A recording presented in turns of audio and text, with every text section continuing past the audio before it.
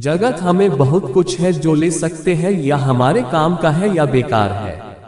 तो हमें क्या लेना है या त्यागना है ये जानेंगे, इससे हमारा जीवन सुधार जाएगा। तो चलिए जानते धम्म मार्ग। एक बार भगवान बुद्ध एक गांव से गुजर रहे थे, लेकिन उस गांव में लोगों के बीच गौतम बुद्ध को लेकर गलत धारणा थी, जिस कारण वो बुद्ध को अपना दुश्मन मानते थे।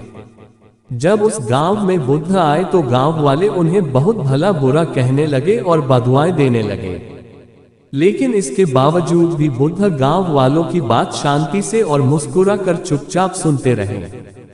गांव वालों ने देखा कि उनकी बातों का बुद्ध पर कोई असर नहीं हो रहा है और वे विनम्रता से उनकी बातें सुन रहे हैं। गांव वाले जब बोलते बोलते थक गए तो आखिर में बुद्ध ने कहा कि यदि आप सभी की बातें समाप्त हो गई हो तो मैं अब प्रस्थान करूं। बुद्ध की बात सुनकर गांव वाले हैरान रह गए, लेकिन उस भीड़ में एक व्यक्ति ने बुद्ध से कहा कि हमने तुम्हारी कोई प्रसन्नता नहीं की है, हम तुम्हें बदुआएं दे रहे हैं, क्या तुम्हें इससे कोई फर्क नहीं पड़ता? बुद्ध मुस्कुराते हुए बोले, जाओ, मैं आपकी गालियां या बददुओं को लेता ही नहीं।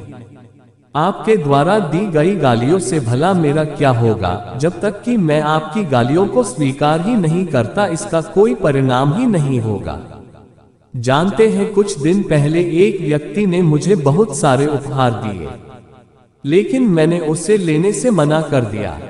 जब मैं लूंगा ही नहीं तो कोई मुझे कैसे दे पाएगा? बुद्ध ने पूछा, बताइए, अगर मैंने उपहार नहीं लिया तो उपहार देने वाले व्यक्ति ने क्या किया होगा?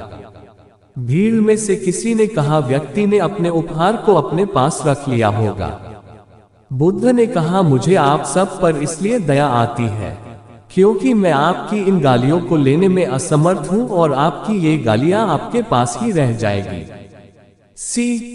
भगवान गौतम बुद्ध के जीवन से जुड़ी इस कहानी से यह सीख मिलती है कि हम अक्सर अपने दुखों का कारण दूसरों को समझते हैं, लेकिन असल में ये हम पर ही निर्भर करता है कि हम वास्तव में क्या लेना चाहते हैं, खुशी या गम, उदासी या मुस्कान। यकीन मानिए, ये छोटी सी कहानी जीवन में एक बड़ा बदलाव ला सकती है।